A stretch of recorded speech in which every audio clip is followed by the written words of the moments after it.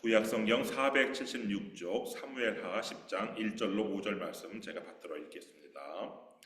그 후에 암몬 자손의 왕이 죽고 그의 아들 하눈이 대신하여 왕이 되니 다윗이 이르되 내가 나하스의 아들 하눈에게 은총을 베풀되 그의 아버지가 내게 은총을 베푼 것 같이 하리라 하고 다윗이 그의 신하들을 보내 그의 아버지를 조상하라 하니라. 다윗의 신하들이 암몬 자손의 땅에 이르매 암몬 자손의 관리들이 그들의 주 하눈에게 말하되 왕은 다윗이 조객을 당신에게 보낸 것이 왕의 아버지를 공경함인 줄로 여기시나이까. 다윗이 그의 신하들을 당신에게 보내 이 성을 엿보고 탐지하여 함락시키고자 함이 아니니까 하니, 이에 하눈이 다윗의 신하들을 잡아 그들의 수염 절반을 깎고 그들의 의복의 중동 볼기까지 자르고 돌려보내매 사람들이 이 일을 다윗에게 알리니라. 그 사람들이 크게 부끄러워하므로 왕이 그들을 맞으러 보내 이르기를 너희는 수염이 자라기까지 여리고에서 머물다가 돌아오라 하니라. 아멘. 예수님과 다윗은 유다 지파라는 것 외에도 많은 공통점들이 있습니다. 먼저 태어나신 곳과 돌아가신 곳이 같아요. 두 분 다 베들레헴에서 태어나시고 예루살렘에서 돌아가셨습니다. 또 두 분 다 평범한 가정에서 태어났지만 돌아가실 때는 왕으로 돌아가셨어요. 예수님도 유대인의 왕으로 돌아가셨습니다. 마태복음 27장 37절 말씀 보면 그 머리 위에 이는 유대인의 왕 예수라 쓴 죄패를 붙였더라. 또 예수님과 다윗 두 분 다 따르는 사람들도 많았지만 대적자들도 많았어요. 오죽하면 다윗이 이런 한탄까지 했겠어요. 시편 3편 1절 말씀 보면 여호와여 나의 대적이 어찌 그리 많은지요 일어나 나를 치는 자가 많으니이다. 이외에도 사람들로부터 모욕을 받았다는 점에서도 이 예수님과 다윗은 닮은 꼴이에요. 예수님은요 먹기를 탐하고 포도주를 즐기는 사람이다 이런 모욕을 받았어요. 누가복음 7장 34절 말씀 보면 인자는 와서 먹고 마시매 너희 말이 보라 먹기를 탐하고 포도주를 즐기는 사람이요 세리와 죄인의 친구로다 하니. 그리고 또 예수님은 귀신의 왕 바알세부를 힘입어 귀신을 쫓아낸다 이런 모욕도 받았어요. 누가복음 11장 15절 말씀 보면 그 중에 더러는 말하기를 그가 귀신의 왕 바알세부를 힘입어 귀신을 쫓아낸다 하고. 근데 이런 모욕들은 예수님께서 십자가에서 당한 모욕과는 비교할 수도 없어요. 불과 며칠 전에 호산나 다윗의 자손이여 하면서 예수님을 환영했던 군중들이 예수님을 십자가에 못 박으라 소리치고 십자가에 달린 예수님을 향해서는 십자가에서 내려오라 이렇게 조롱을 했어요. 마태복음 27장 39절 40절 말씀 보면 지나가는 자들은 자기 머리를 흔들며 예수를 모욕하여 이르되 성전을 헐고 사흘에 짓는 자여 내가 만일 하나님의 아들이거든 자기를 구원하고 십자가에서 내려오라 하며, 또 이 군중들을 뒤에서 선동했던 이 당시 영향력 있던 이 사람들도 대제사장이나 서기관이나 장로들도 예수님을 이렇게 모욕했어요.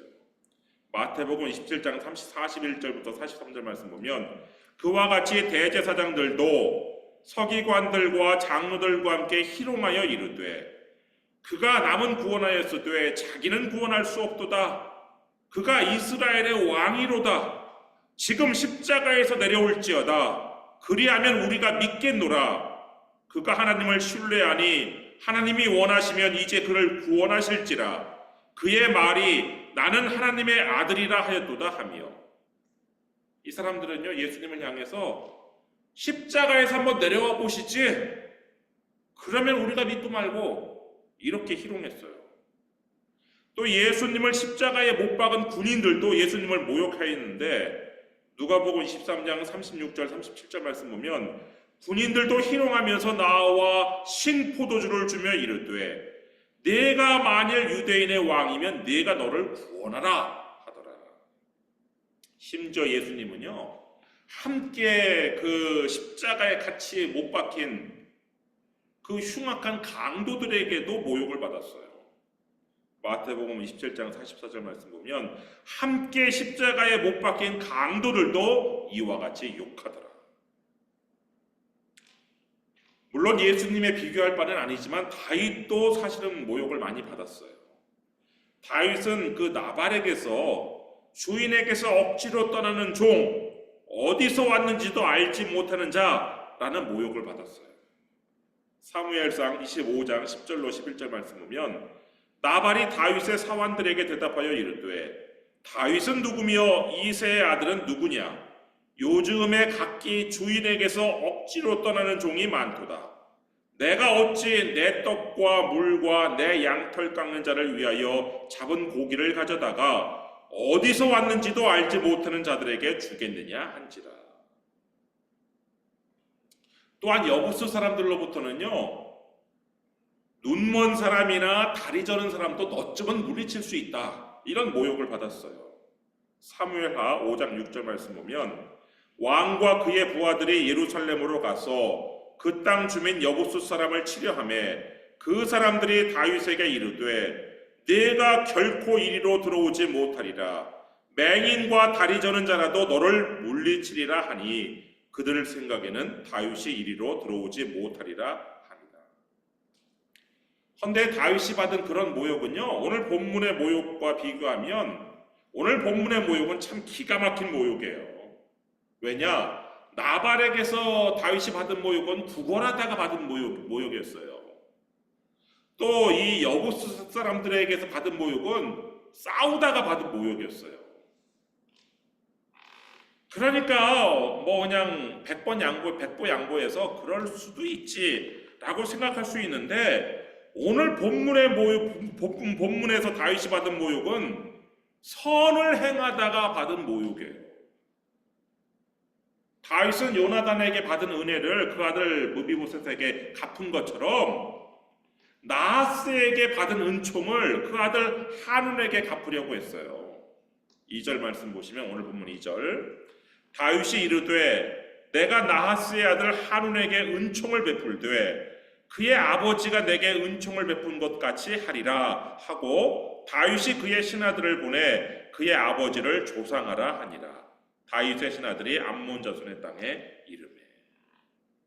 성경에는요 이 암몬 왕 나하스가 죽고 그 아들 한운이 왕이 새로 됐는데 이 죽은 왕 이 나하스가 다윗에게 어떤 은혜를 베풀었는지 구체적으로 나오지는 않아요. 다만 이 나하스가 다윗에게 은총을 베풀었다는 것을 간접적으로 보여주는 것이 다윗의 정복 전쟁이에요. 사무엘하 8장을 보면은 다윗이 블레셋을 정복해요. 1절에서. 그 다음에 다윗이 또 모압을 정복해요. 2절에서. 그 다음에 다윗이 또 아람 중에서 아람이 굉장히 크거든요. 여러 아람이 있어요. 그 중에서 다윗이 소바 아람을 정복한 내용이 3절과 4절에 나와 있어요. 그 다음에 5절과 6절에는 다메섹 아람을 정복한 내용이 나와 있고 또 13절로 가면은 13절 14절에는 에돔을 물리친 이런 이야기가 나와 있어요. 그러니까 다윗이 서쪽에 블레셋, 동남쪽에 모압, 북쪽에 이 아람, 또 남쪽에 에돔, 동서남북 주변의 모든 국가를 정복했는데 딱 한 나라, 동쪽에 암몬만 정복하지 않았어요. 사실 거리상으로는 암몬이 이 모압보다 더 가까워요. 그런데도 불구하고 암몬은 쳐들어가지 않았어요. 암몬은 정복하지 않았어요. 그 이유는 암몬 왕 나하스가 다윗에게 은혜를 베풀었기 때문이죠. 그래서 다윗은 이 나하스와의 우호 관계를 이 아들인 이 한운과도 계속 이어가기를 원했어요. 그래서 조문 사절단을 보낸 것인데 근데 이 한운이 다윗이 보낸 사절단에게 모욕을 준 거예요. 4절 말씀 보면은 이에 한운이 다윗의 신하들을 잡아 그들의 수염 절반을 깎고 그들의 의복의 중동 볼기까지 자르고 돌려보내매. 중근동에서 수염은 남자의 상징이에요.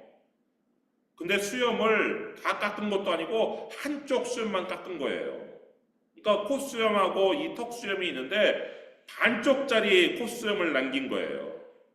이렇게 수염이 양쪽으로 있으면 반쪽만 잘라갖고 반쪽만 남긴 거예요. 또 턱수염도 반쪽만 잘라갖고 반쪽만 남긴 거예요. 그러니까 얼마나 그 자체가 우스꽝스러운 거예요. 수치고. 거기에다가 중동 볼기, 엉덩이 중간까지 의복을 잘랐어요. 당시 의복은 뭐 상의와 하의가 나누어진 것이 아니라 여자들이 입는 원피스 개념의 옷이잖아요. 그런데 그 원피스 개념의 옷을 엉덩이 중간까지 잘랐단 말이에요. 오늘날 물론 뭐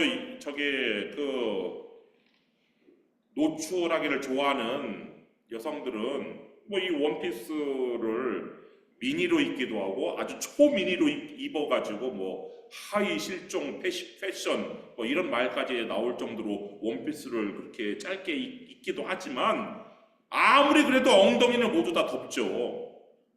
만약 어떤 여자가 엉덩이 중간이 드러나는 원피스를 입고 다닌다면 아마 제정신이 아닌 여자일 거죠. 오늘날도 그런데 하물며 그 옛날 엉덩이 중간이 드러나는 지금 옷을 입고 지금 다녀야 된다면 이 사신들이 얼마나 수치스러웠겠어요. 근데 이 조문하러 간 다윗의 사신들의 의복을 엉덩이 중간까지 자르고 반쪽짜리 수염을 만들어서 돌려보낸 거예요. 이렇게 한우는 다윗을 선을 행하려고 한 다윗을 모욕을 줬어요. 근데 예수님과 다윗이 똑같이 모욕을 받았지만 예수님과 다윗의 결정적인 차이점이 하나 있는데 그것은 바로 모욕에 대한 대처였어요. 예수님은요, 모욕을 참았어요. 사실 예수님께서 받은 모욕 중에 가장 기가 막힌 것이 예수님 옆에 달린 강도한테 받은 모욕 아니에요? 이 옆에 달린 강도는 진짜 사형에 해당하는 죄를 짓고 사형을 받는 거잖아요. 근데 그 강도 중에 한 강도가 이렇게 모욕을 해요. 예수님한테. 누가복음 13장 39절 말씀 보면 달린 행악자 중 하나는 비방하여 이르되 내가 그리스도가 아니냐 너와 우리를 구원하라 하되. 예수님께서요 정말 군중들을 비롯해서 심지어 이 옆에 달린 강도까지 십자가에서 내려와봐 그럼 우리가 믿을게 이런 조롱을 받았는데 이런 모욕을 당했는데 그러면 우리가 믿겠다라고 모욕을 당했는데 예수님께서는요 그런 조롱에 단 한마디도 대꾸하지 않으시고 모욕과 수치를 견디시면서 십자가에 그대로 계셨어요. 반면에 다윗은요 모욕을 참지 못했어요. 나발이 다윗을 모욕하였을 때에는 나발을 죽이겠다고 칼을 쳤어요. 또 나발만 죽이는 것이 모자라서 나발의 하인들까지 모두 다 죽이려고 그랬어요. 사무엘상 25장 21절 22절 말씀 보면 다윗이 이미 말하기를 내가 이자의 소유물을 광야에서 지켜 그 모든 것을 하나도 손실이 없게 한 것이 진실로 허사라. 그가 악으로 나의 선을 갚는도다. 내가 그에게 속한 모든 남자 가운데 한 사람이라도 아침까지 남겨두면 하나님은 다윗에게 벌을 내리시고 또 내리시기를 원하노라. 그러나 다행히 하나님께서 아비가일을 보내셔서 다윗이 무지한 피를 흘리는 것을 막았어요. 사무엘상 25장 32절 33절 말씀 보면 다윗이 아비가일에게 이르되 오늘 너를 보내어 나를 영접하게 하신 이스라엘의 하나님 여호와를 찬송할지로다. 또 내 지혜를 칭찬할지며 또 내게 복이 있을지로다. 오늘 내가 피를 흘릴 것과 친히 복수하는 것을 네가 막았느니라. 그래서 다윗은요 나발 때에는 아비가일의 지혜로 말미암아 무지한 피를 흘리지 않았어요. 그러나 여부수 사람들이 다윗을 모욕하였을 때에는 다윗이 무지한 피를 흘렸어요. 다윗은 여부수 사람들의 그 모욕을 참지 못하고 여부수성을 공격할 때에 여부수성 안에 군인은 물론 맹인과 다리 저는 자까지 죽이라는 명령을 내렸어요. 사무엘하 5장 8절 말씀 보면 그날에 다윗이 이르기를 누구든지 여부수 사람을 치거든 물 깃는 데로 올라가서 다윗의 마음에 미워하는 다리 저는 사람과 맹인을 치라 하였으므로 속담이 되어 이르기를 맹인과 다리 저는 사람은 집에 들어오지 못하리라 하더라. 그렇게 해요. 여부수 성 안에 사는 그 장애인들을 모두 다 죽이면서 다윗은 무지한 피를 흘렸어요. 그리고 오늘 본문에서도 다윗은 모욕을 견디지 못해요. 그래서 다윗은 암몬으로 군대를 보내요. 7절 말씀 보면 다윗이 듣고 요압과 용사의 온 무리를 보내매. 그래서 암몬과의 전쟁이 벌어졌어요.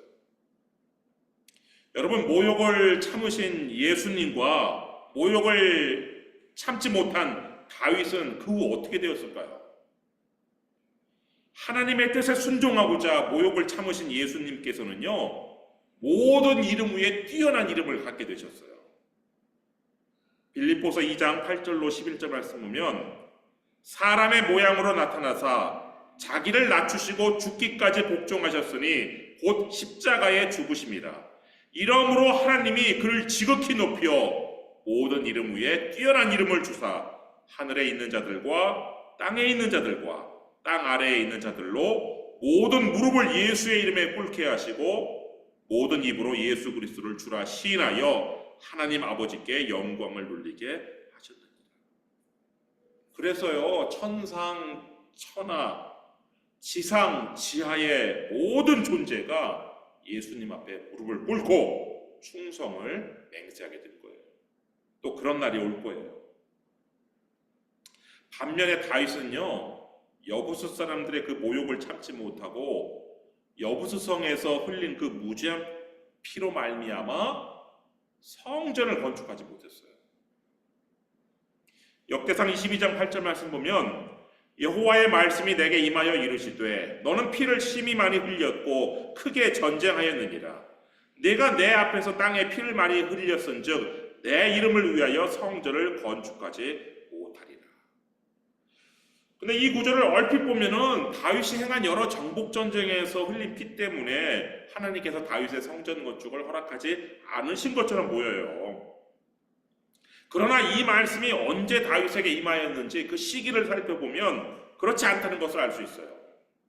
이 말씀은요, 다윗이 예루살렘 성을 정복하고 법궤를 예루살렘에 드린 다음에 그 법궤를 위해서 성전을 짓겠다 이렇게 나단 선지자하고 얘기한 다음에 하나님께서 주신 말씀이에요. 그러니까 사방의 적들을 정복하는 그 전쟁은 이후의 일이에요. 지금 하나님께서 너는 피를 심히 많이 흘렸다 라고 이 말씀하신 것은 바로 그 전의 전쟁, 여부수성 정복 전쟁 때 무고한 장애인들을 죽여서 무지한 피를 흘린 것, 그것을 말하는 거예요. 그러니까 다윗은 여부수성 사람들의 모욕을 참지 못한 것 때문에, 그래서 그 맹인과 다리 저는 사람까지 죽인 것 때문에 성전을 건축하지 못한 거예요. 사실 다윗은 성전 설계도까지 준비했어요. 역대상 28장 11절 말씀 보면 다윗이 성전의 복도와 그 집들과 그 곳간과 다락과 골방과 속죄소의 설계도를 그의 아들 솔로몬에게 주고, 여러분, 모든 건물은 설계도가 가장 중요한 거예요. 시공하는 사람은, 시공자는 그 설계도에 따라서 건물을 그냥 짓는 것 뿐이에요. 그리고 그 건물은 나중에 시공자의 이름이 아니라 설계자의 이름으로 불리는 것이죠. 프랑스 파리에 그 생강이 흐르는데 그 생강변에 높이 324m의 아주 높은 철탑이 있죠. 파리 여행에서 빠질 수 없는 관광지인 에펠탑이죠. 여러분, 근데 에펠이 누구예요? 그 에펠탑을 시공한 사람이에요? 아니에요. 에펠탑을 설계한 사람이에요. 설계자의 이름인 에펠을 따라서 그 탑을 에펠탑이라고 부르는 거예요. 근데 예루살렘에 세워진 성전은 다윗이 설계를 했어요. 설계도만 준비했어요. 다윗이 그 성전 건축을 위해서 금 10만 달란트, 은 100만 달란트, 노, 철은 아주 무게를 셀 수 없을 만큼 심히 많이 준비했음에도 불구하고 성전은 다윗의 이름으로 불리지 못하게 되었어요. 왜 그랬어요? 다윗이 여호수 사람들의 모욕을 참지 못하고 무죄한 피를 흘린 것 때문에. 또한 다윗은요, 암몬 이 왕 한운의 모욕을 견디지 못하고 암몬의 군대를 보내서 전쟁을 벌이다가 바로 밧세바와 우리아 사건이 벌어지는 거예요. 암몬과의 전쟁은 지금까지 전쟁과 달리 아주 장기전이 되었어요. 오늘 본문에서 시작한 전쟁이 어디서 가야 끝나냐면 12장 이 26절이라 되어서야 전쟁이 끝나요. 사무엘하 12장 26절 말씀 보면은 요압이 암몬 자손의 랍바를 쳐서 그 왕성을 점령하네. 암몬의 수도가 랍바인데 그 랍바의 그 왕성을 점령하기까지 오랜 시간이 걸렸어요. 그런데 이 전쟁 중간에 바로 밧세바 사건이 벌어져요.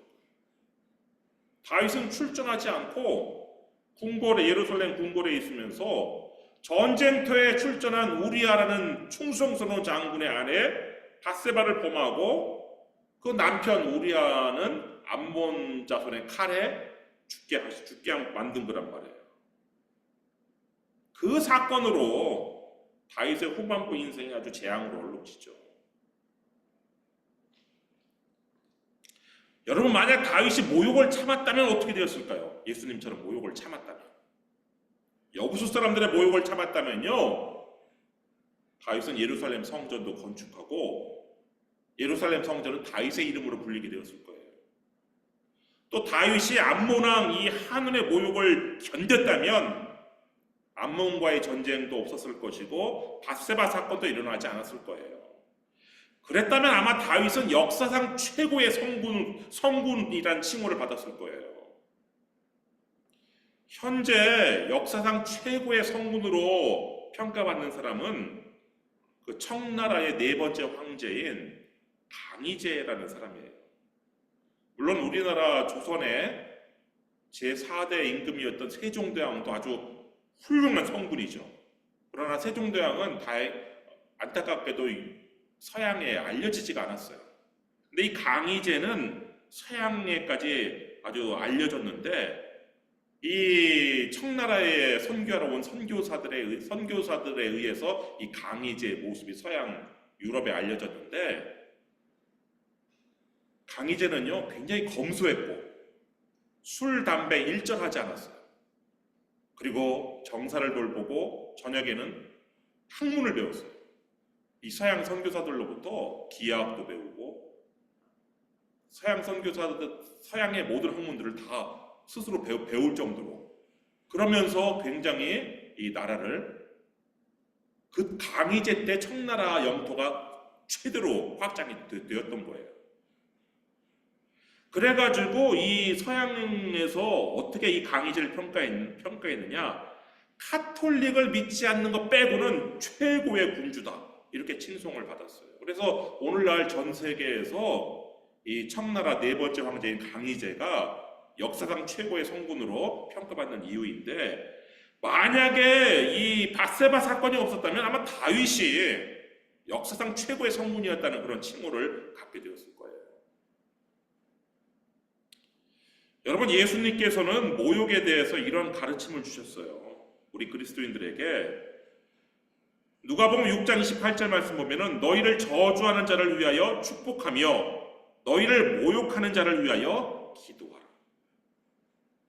모욕하는 자를 대적하지 말고, 모욕을 모욕으로 갚지 말고, 모욕하는 사람을 위해서 기도하라고 이렇게 교훈을 주셨는데, 물론 그 말이 그 모욕하는 사람과 잘 지내라 이런 말씀은 아니에요. 오히려 성경은 이렇게 얘기하고 있어요. 고린도전서 5장 11절 말씀 보면 이제 내가 너희에게 쓴 것은 만일 어떤 형제라 일컫는 자가 음행하거나 탐욕을 부리거나 우상 숭배를 하거나 모욕하거나 술 취하거나 속여 빼앗거든 사귀지도 말고 그런 자와는 함께 먹지도 말라 함이라.